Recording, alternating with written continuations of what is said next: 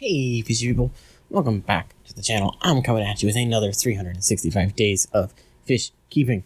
What does that mean? That means for all of 2022, I'm posting one video. We're highlighting fish, we're highlighting plants, fish foods, various equipments, anything fish keeping related. These videos are going to be quick little snapshots of the subject for the day. We're talking about plants and fish. You'll get a synopsis and a little care guide. Talking about the other stuff, you'll get those as well. But I'll also give everything a rating from 1 to 10.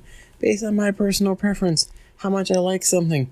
And as always, thank you so much for the continued support on all the videos. But please, if you have not, remember to smash that sub button. And let's get into the video.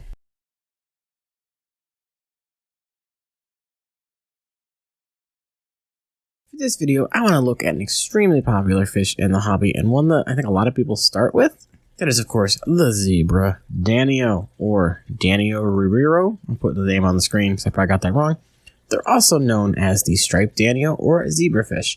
It is a very popular fish in the aquarium hobby since it is found virtually in every single fish store around the world, and because it's a hardy species and does not require a heater. They are native to the waters of India and Bangladesh and are a very extremely peaceful fish.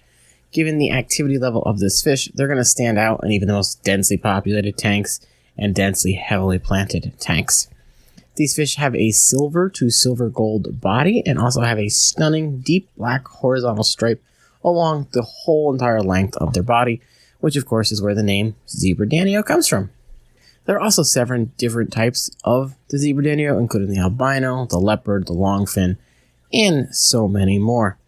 The only real difference between the males and the females is that the males have a more torpedo-shaped body, with the females being slightly more plump and round. These fish are going to max out around 2.5 inches, making them, another nanofish. This allows for a small size recommended tank-wise, about 10 gallons, with a group of at least 5 to get that nice schooling personality out of them. For water parameters, they can do temperature ranges down to 64, upwards of 82, but most people, like myself, keep them at about 76 degrees Fahrenheit. pH range, 6.5 to 7.5. Mine are in slightly more acidic water at 6.0, and they've been thriving now for going on 3 years. So it's just one of those fish that are highly adaptable to most environments. And side note, little factoid for you here, these guys have actually been in space. More on that later, though. Now, as far as lifespan goes, they can live 3 to 5 plus years, entirely depending on water conditions and quality of the food that they are getting. They wouldn't mind some decor or fake plants or even live plants so that they can get some hiding spots, but they're also going to want swimming area because they are very active swimmers. Comes to food, they're not picky eaters at all and will take anything from flake to pellet, freeze-dried, or even live food. Mostly I feed mine a quality flake, so an extreme flake and some Hikari foods thrown in there. Mine seem to love them. As far as tank mates go, they can pretty much go with any fish that won't eat them. I've personally kept them with betas, corycats, tetras, rasboras, and even gouramis, and they've all been fine. Overall, these fish are a wonderful, easy beginner fish that will make even an established tank and an experienced hobbyist tank more active, as they're going to stand out, and they have a large range of water and tank mates, so I'm going to give these guys a perfect 10 out of 10.